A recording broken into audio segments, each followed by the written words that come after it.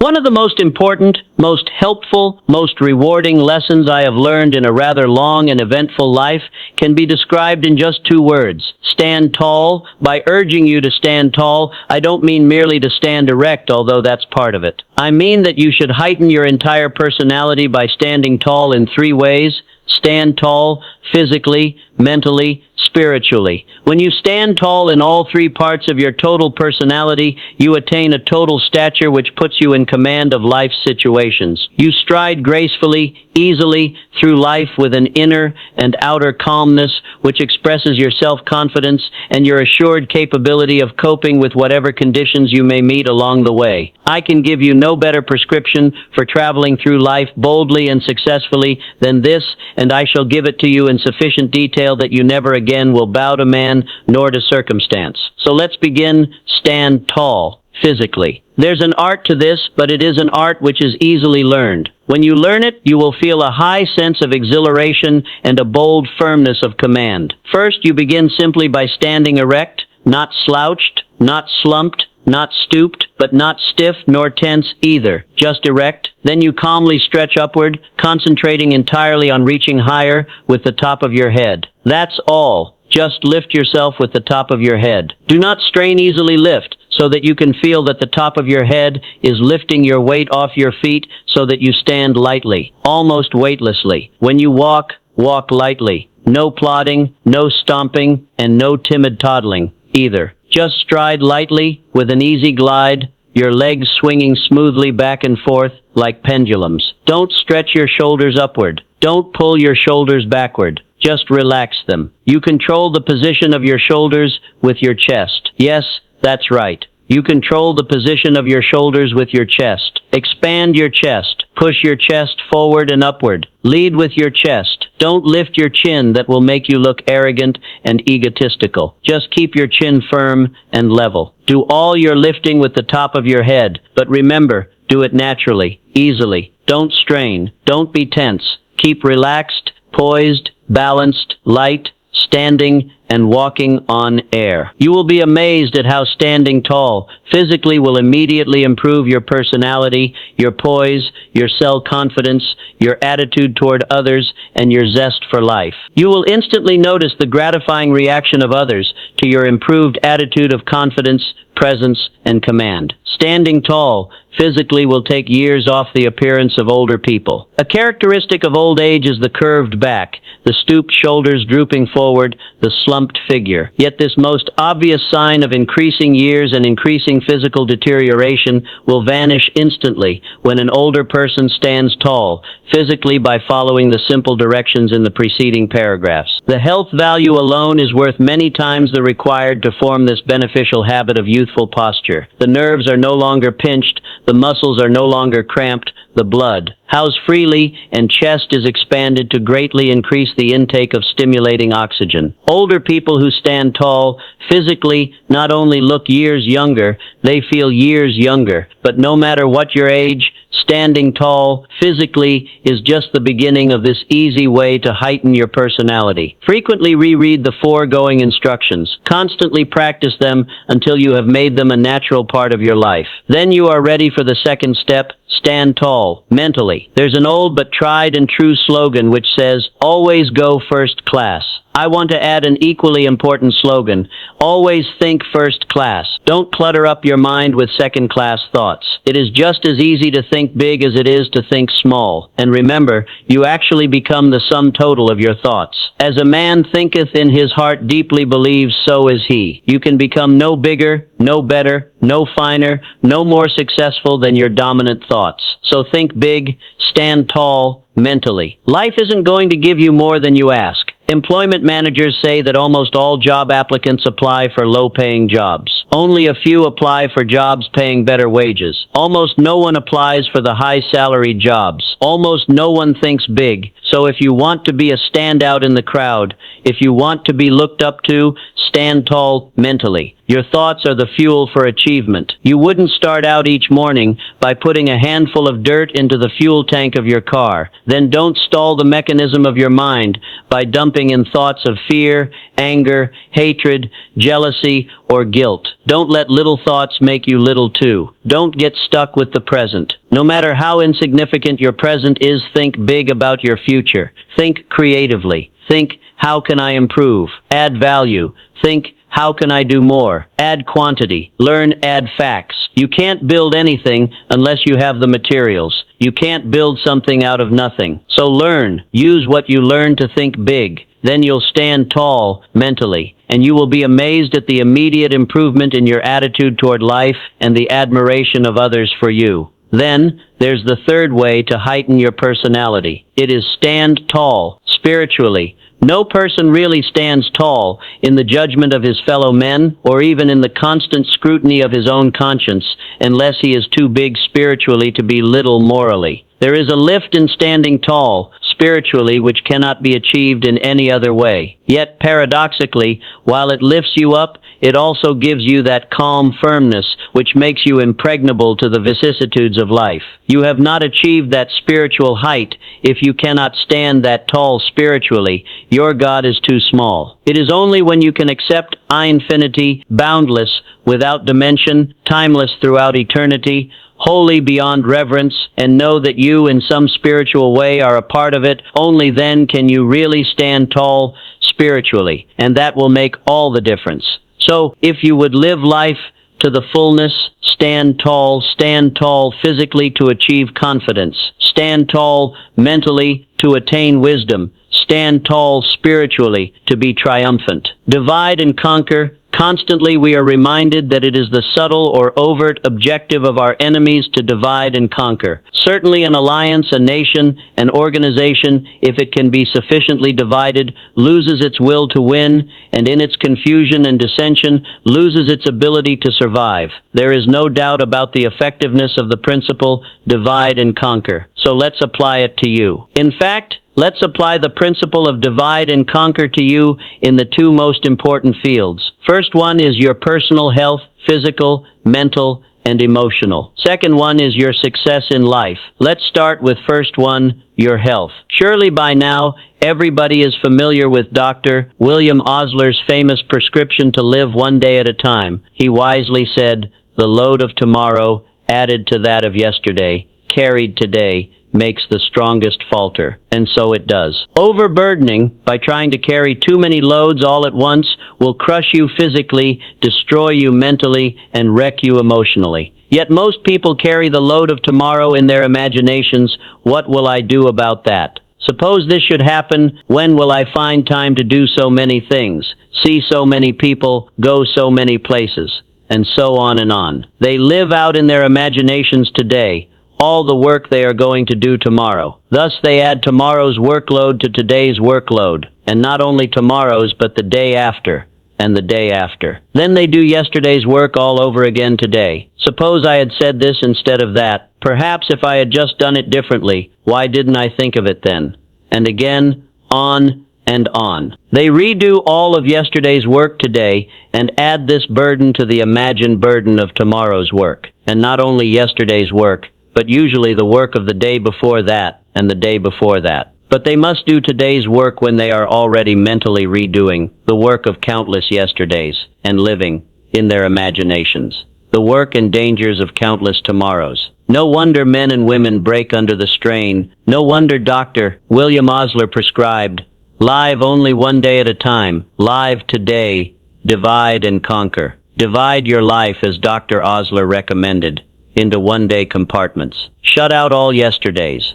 Shut out all tomorrows. Live only this one day, today. Then you have only one day's problems to conquer. And anybody can conquer just one day's problems. Ask Alcoholics Anonymous. This highly successful organization, do not decide to stop drinking forever. Just decide you will not take a drink today. Not forever. Just one day. Divide and conquer. Ask Robert Louis Stevenson. He wrote, anyone can carry his burden, however hard, until nightfall. Anyone can do his work, however hard, for one day. Anyone can live sweetly, patiently, lovingly, purely, for 24 hours. Then begin to divide even more so that you can conquer more. Divide each day into the individual tasks to be done. Then concentrate on the task you are doing now, and only that task, the one you are doing right now. Think not about the tasks just completed.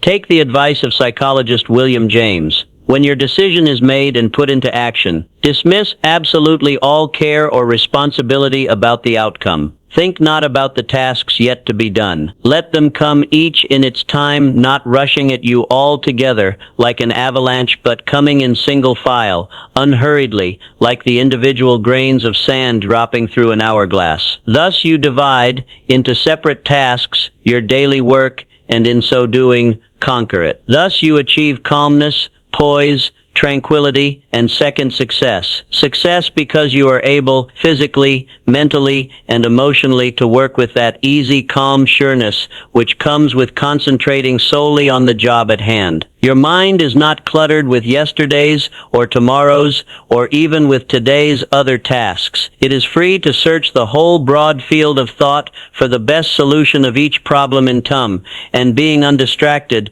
to find it quickly, surely. This is the way of success. It has always been the way of great thinkers and great achievers. It is the great quietness which is the source of clear thought and calm power. Strange that so many people have not thought of this before. Everybody knows about divide and conquer, yet how few apply this success technique to their own lives, to their own daily tasks. And yet, if just they would divide and conquer first their days, then their tasks, they would no longer be average people. They would take upon themselves the majesty of serenity, the calm sureness of concentration, and the inevitability of success. Learn from a guided missile. Because man developed the intelligence to construct a guided missile, he should have the intelligence to learn from it. A guided missile has a built-in mechanism which is a homing device to the target. When the missile gets even slightly off course, makes an error in direction, as is frequently the case,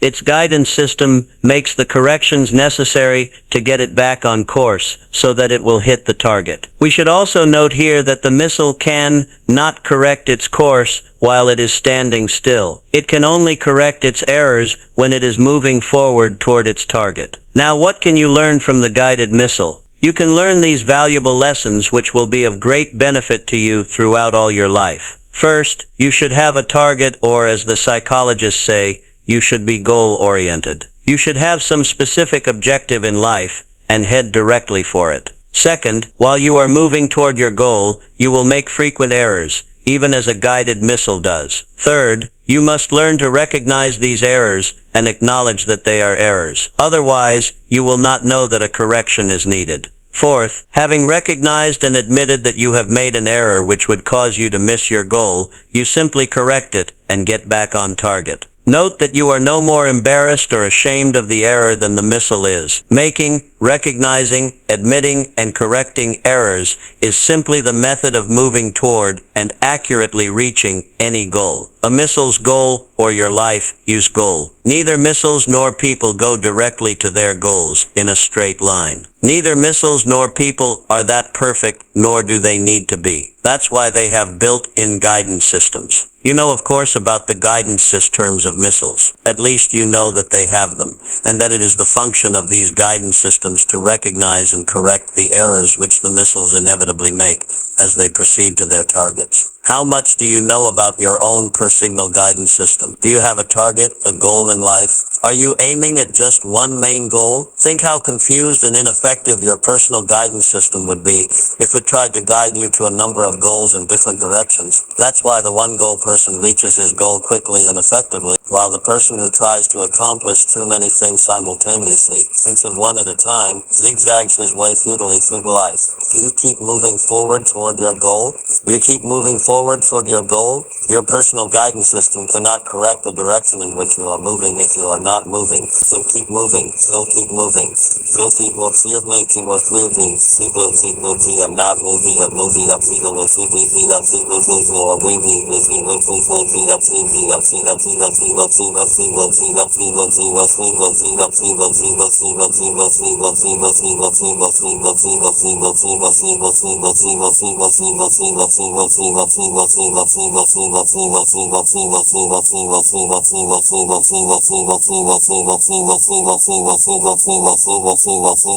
You must expect to make errors, and therefore constantly watch for them so you can correct them promptly. The more promptly you correct an error, the less you will have strayed off course, and the more quickly you can get back on target. Since you will accept errors as a natural part of life, you will not be ashamed of them, but simply accept them as something to be corrected on your way to your goal. Your natural acceptance of errors, your not being embarrassed or ashamed of them, will free you forever from a sense of guilt and its accompanying mental and emotional anguish. Of course, when you accept errors as a part of life, you must at the same time accept the fact that you have a personal guidance system which will correct your errors and head you directly to your one main goal. How do you set your guidance system so that it will keep you on course to your goal? Here's how. Your personal guidance system is like a computer. You feed the details of your goal directly into the memory of your computer, which is your subconscious mind, and thus your guidance system knows and never forgets for 1 second exactly what your goal is. Once your guidance system is absolutely sure of what your one main goal is,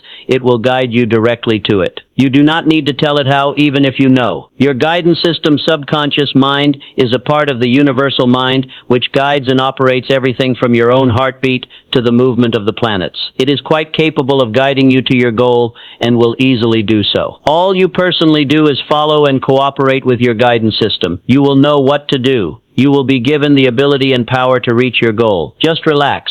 Let your subconscious mind guide you and move surely and confidently forward. Thus, man, who put the guidance systems in missiles, has discovered that he has had a personal guidance system within himself all the timely, and by constantly visualizing a mental picture of his goal, his personal guidance system will take him to it, handle unpleasantness, and solve problems. Let's face it, there's a lot of unpleasantness in this old world of ours. There are unpleasant conditions, there are unpleasant situations, and there are quite a few unpleasant people, although sometimes they are not as unpleasant as at others. The optimist who assures us that life is just a bowl of cherries neglects to add that some of the cherries may be sour. Marcus Aurelius, one of the wisest rulers of the Roman Empire, wrote in his diary, "I am going to meet people today who talk too much, people who are selfish, egotistical, ungrateful, but I won't be surprised or disturbed, for I couldn't imagine a world without such people." How shall we handle these unpleasant conditions, situations, and people? They fall into two general classifications with all sorts of variations in between. We shall consider only the two extremes, and let the handling of variations follow the solutions of the major classifications. First, there are the unpleasant conditions, situations, and people about which little or nothing constructive can be done. Of course, something probably can be attempted about almost anything, but it often isn't worth the effort. Just because you are not getting anywhere by butting your head against a stone wall is no reason to increase your efforts and butt your head against the same stone wall even harder. There are those who will exhort you to persist in overcoming all obstacles, to achieve your goal no matter what the cost. I suggest that it is more intelligent and productive to reach a sound judgment concerning how or even if you will proceed in a certain endeavor. It could well be that the same amount of effort might produce much more results if directed to other objectives. So let us assume that you are involved in an unpleasant condition or situation, or with an unpleasant person,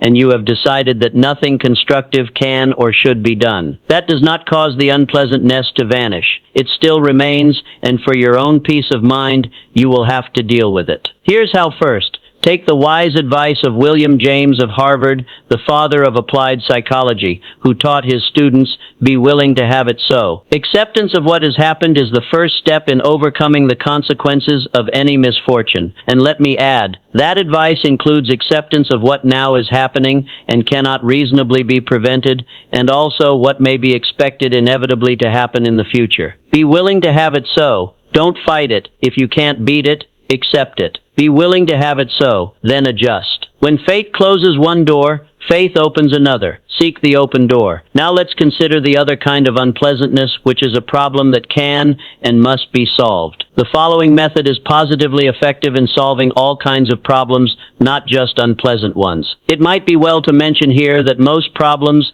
as such, are not unpleasant, but primarily are stimulating. Certainly, that should be your attitude toward all problems. For very many years, before I retired, I was president of a multi-million-dollar advertising agency. We used what we called the problem approach method in working for 102 clients. That simply means that we approached every situation assigned to us as a problem to be solved. Naturally, we made a continuous study of all the best methods of solving problems. Here in condensed form is the most effective method of solving problems. Write down exactly what the problem is. Don't just think about it. Write it down exactly, precisely, concisely. Remember that Charles Kettering, the great inventive genius of General Motors, said, "A problem well stated is a problem half solved." Write down exactly what are the causes of the problem. Get the facts. Get all the facts. Be sure the facts are exact, clear, objective, and impartial, not selected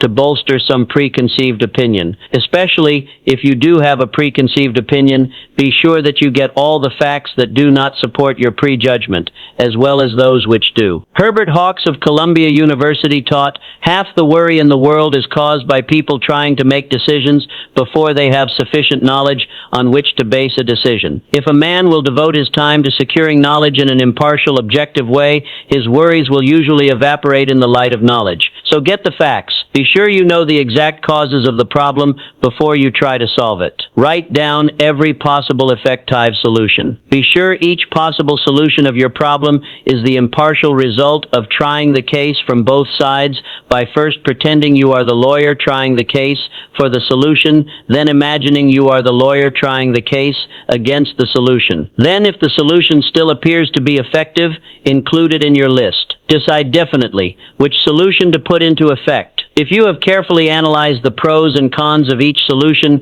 as recommended in the video, then your final decision should be relatively easy. If it still is difficult to decide, and if you have time, feed all of your possible solutions into your mental computer, subconscious mind, and let it work on the solutions in its own way for the next few days and nights. Meanwhile, relax. The best solution will soon become clear and definite in your mind. Then decide that that is your best solution and that you will put it into effect, forgetting all others. Start immediately to put that solution into effect and persist vigorously. All the previous steps will get you nowhere unless they end in immediate, definite, and vigorous action. And when once you begin to act, don't look back over your shoulder. Go right ahead. See it through. You'll never get better instructions than from famous William James, who taught, "When once a decision is reached and execution is the order of the day, dismiss absolutely all responsibility and care about the outcome." If you have conscientiously put into effect all of the preceding 5 steps in this problem-solving method,